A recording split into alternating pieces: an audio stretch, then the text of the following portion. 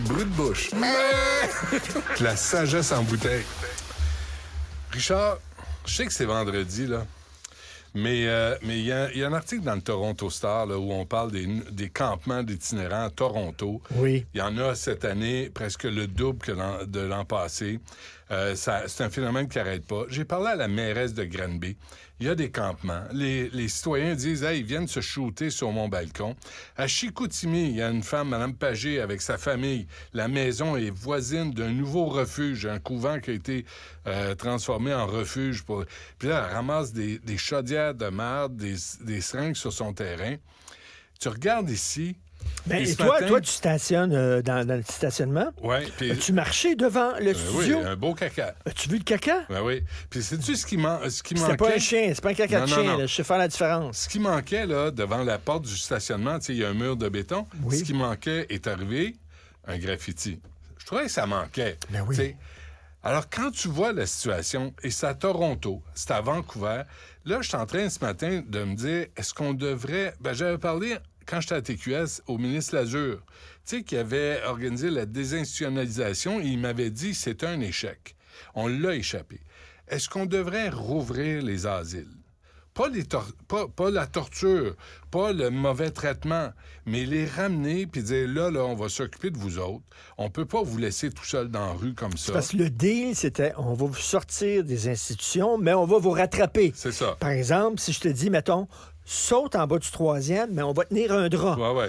Tu sais, ben non, ils ont sauté en bas du troisième, puis là, eux autres sont allés partis prendre leur beauvril. Non, mais... Puis là, ils sont tombés par terre. Ça tombait sur les épaules des organismes qui n'ont pas assez d'argent, qui n'ont pas de ressources. Exactement. Et là, tu dis, est-ce qu'on devrait rouvrir les asiles, comme il y avait à l'époque, puis pas les droguer, pas les forcer, pas de la comme à l'époque contention, où, mettons, ta femme te fatiguait, tu disais, non, folle, ben non, il y a une charte des droits Ben ouais. aujourd'hui, là, mais quand médicalement, là, ils savent, là, ça va pas bien, Parce puis que ils les relâchent. Les gens là, qui sont dans la rue, il y en a beaucoup qui souffrent de problèmes de santé mentale. Ben oui. Alors, Il y en a beaucoup, là. Et là, ça marche pas, là. Les refuges d'accueil. La question se pose. Pas. La police de Toronto, aujourd'hui, dit on peut plus répondre. Et même les refuges d'accueil. Ben non, si tu fais rien que les accueillir, ils vont dormir là, mais tu ne règles pas leurs problèmes. Ils ont des problèmes de santé mentale. Ben oui, puis le jour, ils sont laissés à eux-mêmes. Ben oui. Je pense que là, faudrait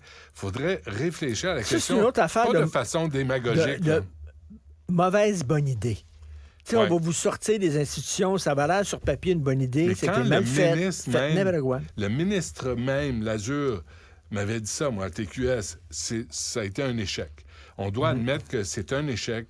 Et comme tu dis, le système n'a pas suivi la décision. Et là, il se retrouve dans la rue. Sais-tu quoi? Tu connais la devise du Québec? Ça pourrait être pire. Ça pourrait être pire. On pourrait être comme à San Francisco. As-tu déjà vu San Francisco? Non, c'est l'enfer. San Francisco, là, ils ont perdu le contrôle. Ils ont perdu le contrôle complètement. À Vancouver aussi, Hastings Street, là, c'est quadrilatère qui est occupé par des tentes, par des toxicomanes, par des gens qui ont des problèmes de santé mentale. Puis là, on regarde ça, puis on dit, bon, ben...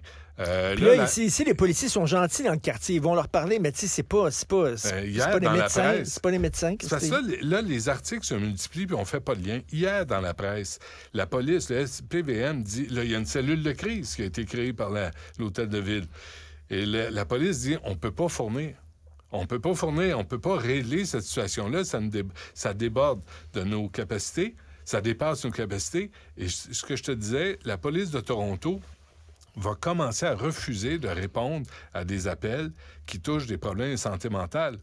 Il dit parce que là, ils les amènent en institution et les policiers doivent attendre sur place.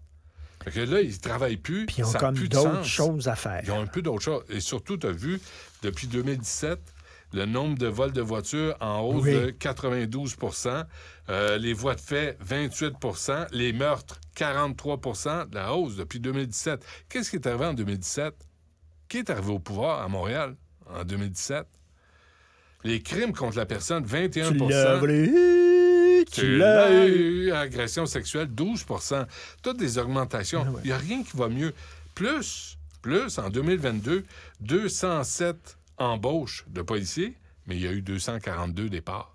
Fait que moi, je suis pas fort en mathématiques, mais je pense qu'on n'arrive pas. Le système pète de partout. Ben, Fait que là, l'itinérant là, de Vancouver, Toronto, Montréal, on veut pas de torture, pas de médicaments, pas les surmédicamentés, puis rien de ça, les traités comme il faut. Pas One Flew Over the Cuckoo's Nest, là. Non plus, mais ils peuvent pas être roi et maître. Ils peuvent pas s'installer dans des parcs, puis dans des quartiers, puis dire, écoute, tu regardes là où ils s'installent, le matin, tu arrives, là, il y a quelqu'un qui ramasse pour eux toute la marque qu'ils ont laissée à terre. C'est pas parce que t'es itinérant. Tu te souviens, des fois, il y a des feux là, parce qu'ils se chauffent, eux autres, avec des il allument des feux, passent au feu. C'est le foutu bordel. Une ville ne peut pas vivre comme ça. Donc, c'est quoi la solution, là? La police ne peut plus répondre aux besoins. Les organismes sont débordés. Les refuges sont débordés. Bien, il va falloir qu'il y ait des asiles avec des médecins puis des psychiatres. La question, là, en amont, comment ça se fait qu'il y a tant de gens qui ont des problèmes de santé mentale puis qui se retrouvent dans la rue? Puis comment ça se fait? Qu'est-ce qui se passe avec notre société? Là, tu as vu, là, la presse qui nous dit ça, il va peut-être avoir des boutiques où ils vendent des champignons magiques. Ben oui.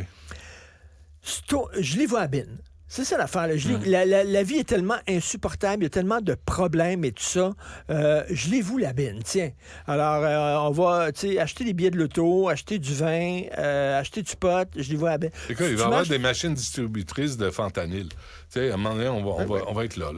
Puis arrangez-vous, mais c'est parce qu'on peut pas vivre comme ça. Le livre Le meilleur des mondes, Aldous Huxley, c'est les gens, le matin, ils prennent leur petite pilule, puis ils sont comme gelés, ben raides, pour pouvoir supporter la vie. Puis ils sont tous contents. Ils sont heureux, mais ils sont complètement gelés. Ouais. Mais alors, tu vois, là, ça veut dire que Cube Radio ferme. Ça va être comme les casques de réalité virtuelle, comme dans The Matrix, où tu vas te mettre ça, et là, la vie va être belle. Ouais. Là, tu vas te promener sur la plage, ça va être propre. Tu vas te promener dans les rues de Montréal, puis ça va être propre. Puis tu verras plus mais la réalité. Mais autour de toi, ça va être des ruisseaux toxiques. Puis ça on va être chacun chez nous, et là, on va se mettre un casque de réalité virtuelle, puis là, ça va être ça. On va vivre dans un monde virtuel qui est beau. Là, il faut se demander, est-ce qu'il faut rouvrir les asiles, bien traiter ces gens-là, mais les aider, les récupérer, ne pas les laisser dans la rue, c'est insensé. Là. Un autre truc. French Connection. Gene Hackman, un des plus grands films policiers de tous les temps sur les trafiquants de drogue marseillais. Bon, c'était tourné au début des années 70 et ça racontait une histoire qui s'est passée dans les années 60. À un moment donné, Popeye Doyle, qui est le policier, le vrai policier qui est joué par Gene Hackman, mais qui existait. Il est dans un bar puis il chiale contre les Noirs. La scène dure 6 secondes. A été enlevée. OK? Ça n'existe plus. Il y a une scène comme ça, là, mais le film... 6 secondes. Tu te souviens du film de Twilight Zone? De 1985. Oui. Il y a un gars qui est comme ça, là, il est dans une taverne. Il n'a pas eu la promotion. Puis là, il commence à râler les Noirs, les Asiatiques, tout le monde, les Juifs. Et quand il sort de la taverne, il se ramasse dans au régime nazi. Il devient juif lui-même, il est poursuivi.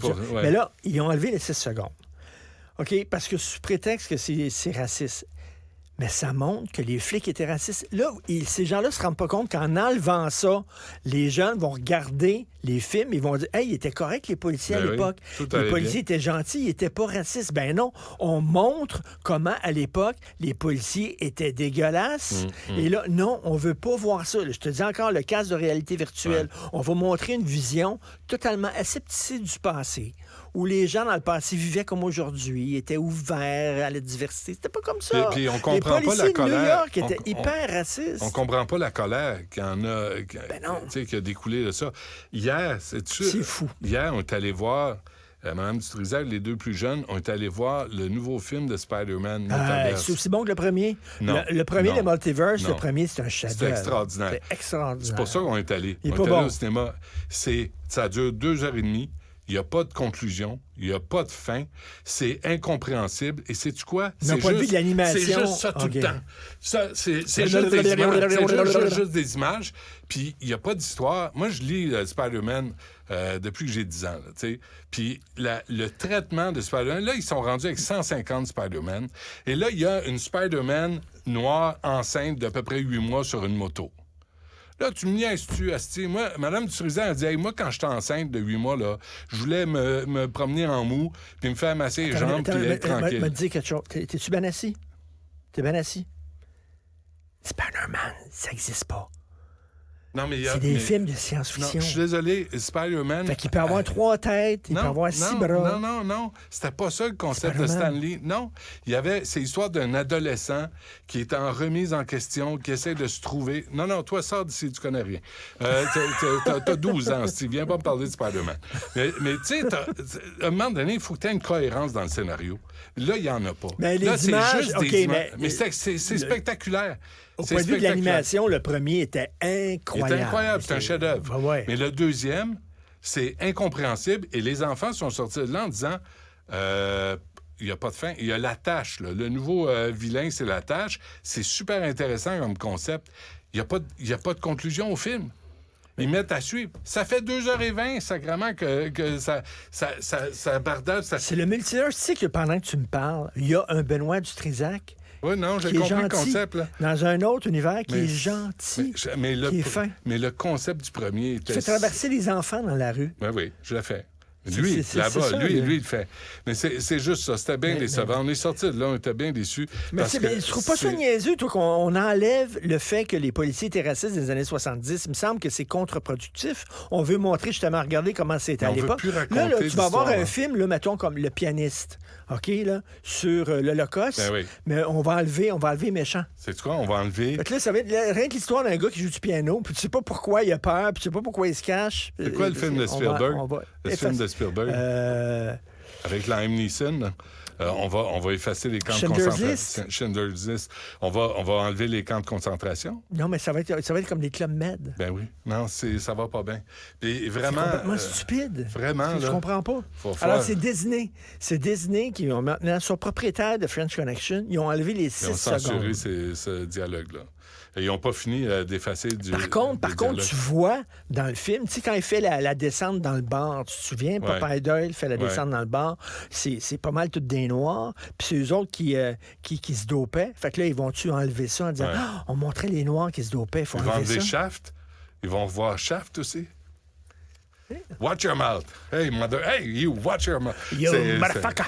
C'est vraiment, là, on est en train de transformer la réalité, là, puis on a de la misère à raconter des histoires avec un début, un milieu, puis une fin. Puis en tout cas, allez voir. Je vais en parler avec Alexandre tantôt quand il va faire ses nouvelles, là, mais j'ai de la misère avec ça. Mais on voit les adultes qui veulent voir des histoires d'adultes, on se tourne vers les plateformes. Ouais. Parce qu'il y en a plus au cinéma. Ça n'existe plus mais tu as raison. Le premier Spider-Man, le nouveau, là, Metaverse, c'était spectaculaire. Ah ouais. C'était extraordinaire. L'animation, c'était pas peur. Mais l'histoire était fascinante. Le petit jeune est encore là, le petit jeune latino là, au noir qui fait Spider-Man. Miles, il est cool. Ben oui, non, mais tout ça, c'est correct, là. Sauf que c'est juste des effets spéciaux qui sont extraordinaires, mais à un moment donné, ça peut pas être juste ça. Et là, à un moment donné, il y a des dialogues qui finissent plus. Mais dis-toi, la bonne nouvelle, c'est qu'il va y avoir des boutiques, ils vont vendre des champignons magiques. Ah oui. Fait que, ça, c'est super. Prenez ça puis allez voir Spider-Man. As-tu déjà pris des champignons magiques? Ben non, je vais mourir. Jamais? Ben jamais. Jeune. Non, je me méfie de moi-même. C'était pas avec toi, j'en ai pris. J'en avais pris une fois. J'ai ri, mon gars, ri, là. Non, c'est pas avec moi. J'ai jamais ri comme ça. N'essayez pas ça à la maison. Nous sommes des professionnels, comme j'ai dit. Mais c'était drôle en Christie. T'as mangé une drôle de salade. OK, merci. Va-t'en chez vous. Tu me diras si tu vas voir Spider-Man. Les champignons dans les écoles, est-ce qu'on peut les manger? Ceux qui ont dans sur les murs? Sur les murs. Ouais, ça rend malade. Mangeables? Est-ce qu'ils sont magiques? Je ne sais pas. Il faudrait essayer, mais le monde a besoin ça. de magie un peu dans sa vie. Tu trouves pas? Oui, merci. Okay. Bon week-end, bye. Salut. Restez connectés. Tout ce que vous avez manqué est disponible